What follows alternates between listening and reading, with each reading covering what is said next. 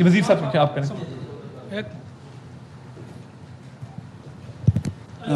Thank you minister صاحب. اعلیٰ نور وزیر ہوں مشرق پشاور گروپ سے. وزیر صاحب کا تھینک یو. اعجاز ملا صاحب گرفتار ہوئے پھر واپس آئے پھر اس نے چیزیں لی, تو کیا ہماری جو ایجنسیاں ہے اس نے پہلے سے ان کو انکاؤنٹر کیوں نہیں کیا, مطلب گرفتار کیوں نہیں کیا؟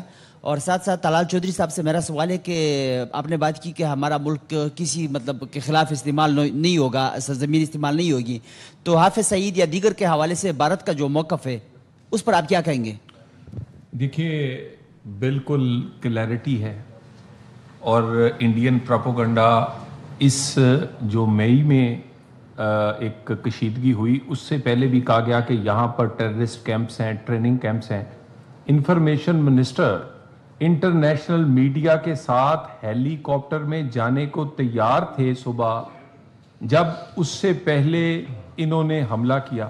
ہم آج پھر آفر کرتے ہیں دنیا میں کسی بھی انڈیپینڈنٹ میڈیا کو کہ کسی ایک جگہ کی نشاندہی کریں. پاکستان ایک ذمہ دار ملک ہے, سوورن سٹیٹ ہے, دوسروں کی سوورینٹی کی ہم فرض سمجھتے ہیں کہ احترام کریں, اور ہماری زمین کوئی بھی ریاست یا غیر ریاستی ادارہ یہاں آپریٹ نہیں کر رہا جو کسی کے خلاف یہاں سے حملہ آور ہوتا ہو, وہاں پر تشدد کرواتا ہو, یا یہاں پر اس کے ٹریننگ کیمپس ہوں. اور نہ ہی ہم چھپ چھپ کے دوسری پراکسیز کو پیسے بھجواتے ہیں, اور نہ پاکستان کا میڈیا جو ہے وہ کہیں انسیڈنٹ ہو تو سب سے پہلے خبر بریک پاکستان میں نہیں ہوتی.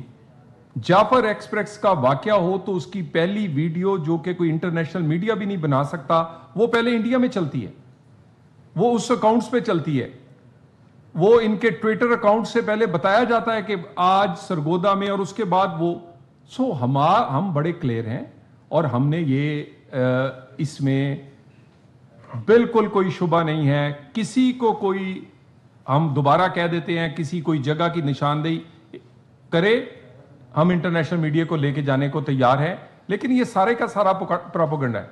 اگر اصل ہوتا تو دنیا تو اب ایک چھوٹی اگر ایک کامن پن بھی ہو تو وہ بھی دیکھ لیتی ہے. تو یہاں تو بالکل ایسا ممکن نہیں ہے, اور اس کے بڑی دفعہ اس کا جواب دے سکتے ہیں. میں طلال صاحب کی بات کو فضل آگے لے کے چلوں گا. میں بہت سارے یہاں بھی لوگ موجود ہیں, ہم آزاد کشمیر بیلا نور شاہ گئے جہاں پہ یہ الیج کیا گیا تھا کہ ٹیررسٹ کے ٹریننگ کیمپس ہیں, اور جس دن انہوں نے پاکستان پہ حملہ کیا ہم نے میڈیا کے کورسپونڈنٹس کے ساتھ جانا تھا مرید کی اور بہاولپور, اور انہی مقامات پہ حملہ کر دے گئے اس ڈر سے کہ ہم چلے گئے تو ہم تو دکھا دیں گے یہاں کچھ نہیں ہے, تو ان کا حملے کا جو پلان تھا وہ تو سارا فیل ہو جائے گا. تو ایک یہ بات ہے. دوسرا, اعجاز ملا کو سمندر سے گرفتار کیوں کیا گیا, بڑا امپورٹنٹ کوسچن ہے. دس از دی کوسچن, اس لیے کہ وردی لینا, یہ چیزیں پروکیور کرنا, وہ جب انڈیا کی جانب جا رہا تھا وہاں پاکستانی ووٹر سے اس کو بالکل اس مقام پہ پکڑا گیا جہاں سے انڈیا میں انٹر ہوتے ہیں, کیونکہ یہ اس کی انٹینشن تو ثابت ہوتی کہ وہ جا کہاں رہا یہ وردیاں لے کر. تو یہ ایویڈنس گیدرنگ کے لیے بہت ضروری تھا کہ رنگے ہاتھوں پکڑا جائے. تو انٹیلیجنس آپریشنز جو ہیں یا جو لا انفورسمنٹ ایجنسیز آپریشنز کرتی ہیں وہ کئی دفعہ سرویلنس میں جو ملزم کو رکھتی ہیں تاکہ اس کی ایگزیکٹ انٹینشنز کا پتہ لگ جائے اور وہ اس موقع پہ پکڑا جائے کہ جب اس کے خلاف irrefutable ایویڈنس سامنے آ جائے. ادھر سے کوئی سوال؟ جی پلیز عثمان صاحب, پھر میں پاکستان ٹی وی کا. جی آپ کر لیں عثمان صاحب پہلے. اچھا جی. Mr. Minister, can you hear me? Yeah. So, this is Maria Malayi from Pakistan TV Digital, sir.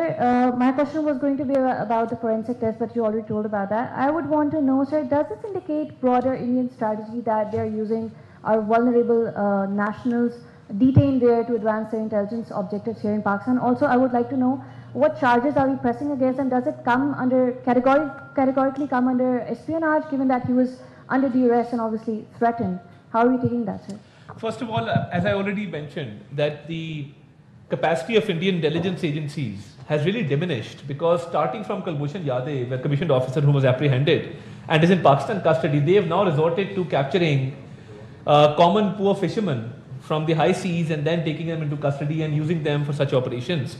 So obviously they don't have much capacity anymore, and they can only try to coerce such citizens who are vulnerable in terms of their location, because he was out fishing and he loitered into the Indian territory.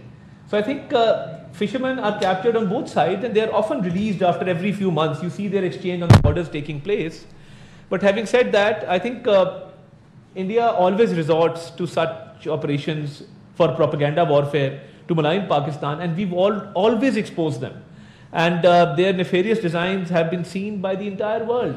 So I think it is part of their ongoing campaign, which they've always resorted to at different points in time. But as I said earlier, the Pakistani intelligence agencies, law enforcement agencies are fully alert and at their best. They are at their peak performance, and they've always foiled such conspiracies.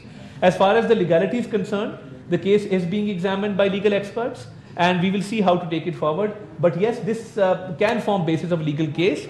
It is currently being examined. Usman sir. Usman